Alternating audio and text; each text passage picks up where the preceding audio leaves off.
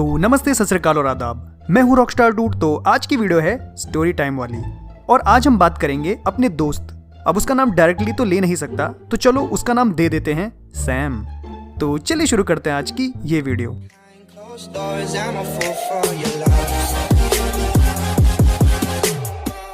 सो दोस्तों, मेरा पूरा बचपन अपनी कॉलोनी में ही बीता।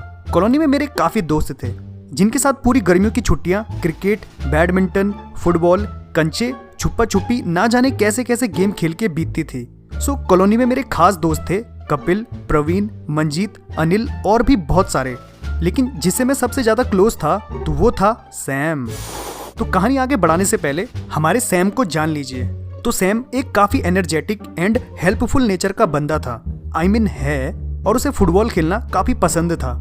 लेकिन उसके साथ हमेशा कुछ ना कुछ ट्रेजेडी होती रहती थी, जैसे कटी पतंग के पीछे भागकर अपनी टांगे फ्रैक्चर करवाना, स्कूटर के नीचे आना, सीढ़ियों से नीचे फिसल कर हाथ फ्रैक्चर करवाना और ना जाने क्या क्या। बट आज की ये वाली ट्रेजेडी का जवाब नहीं। तो आज की ये स्टोरी लास्ट तक जरूर देखना। तो उससे पहले एक छोटा सा रिक्वेस्ट है कि अगर आपने मेरे चैनल को अभी तक सब्सक्राइब नहीं किया है तो प्लीज कर लेना। तो ये बात है हमारे समर वेकेशन की, जहां भरी दोपहरी में हमारी कॉलोनी में कोल टार से रिलेटेड कुछ काम चल रहा था। सो जिस चक्कर में हम कुछ आउटडोर गेम्स नहीं खेल पा रहे थे, इसलिए लूडो और सांप सीढ़ी से ही काम चलाना पड़ रहा था। सो 2 दिन वेट करने के बाद कॉलोनी में आखिरकार कोलटार वाला काम खत्म हो ही गया। लेकिन हमारे खेलने वाले स्पॉट में बहुत सा कोलटार वहां जमीन में चिपक कर सूख चुका था।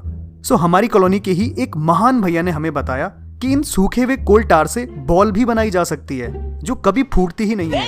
और ये सुनने के बाद हम सब निहायत ही बेवकूफ लोग उस सूखे हुए टार को इकट्ठा कर उसकी छोटी छोटी बॉल और कंचे बनाने लग गए, जो कि थोड़ा बहुत हद तक खेलने लायक भी बन गई थी।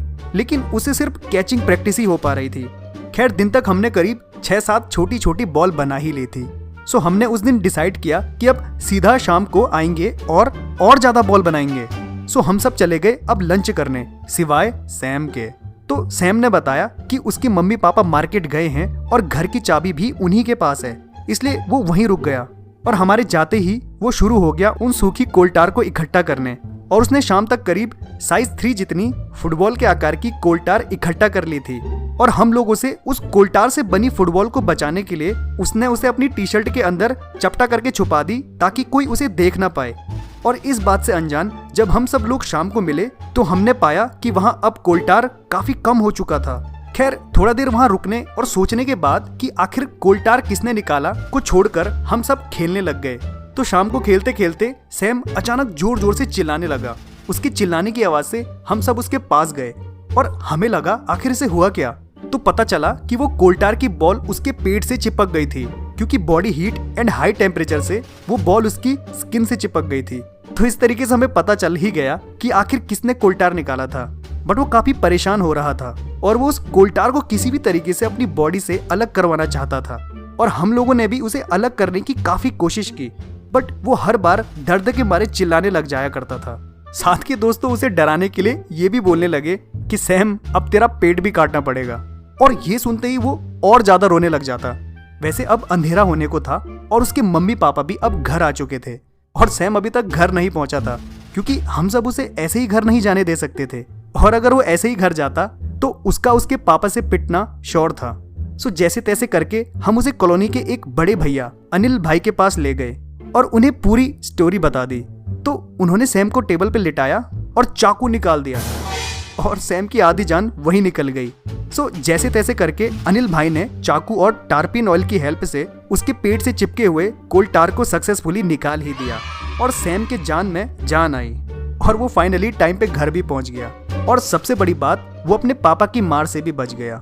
वैसे उसके बाद सैम के साथ बहुत सारे इंसिडेंट्स हुए जिसे हम कभी किसी और वीडियो में डिस्कस करेंगे। तो दोस्तों, ये थी कहानी मेरे दोस्त सैम की, जो प्रेजेंट में एक अच्छी जगह जॉब करता है। लेकिन जब भी हम सब दोस्त मिलते हैं तो ये वाला इंसिडेंट सुनाना नहीं भूलते।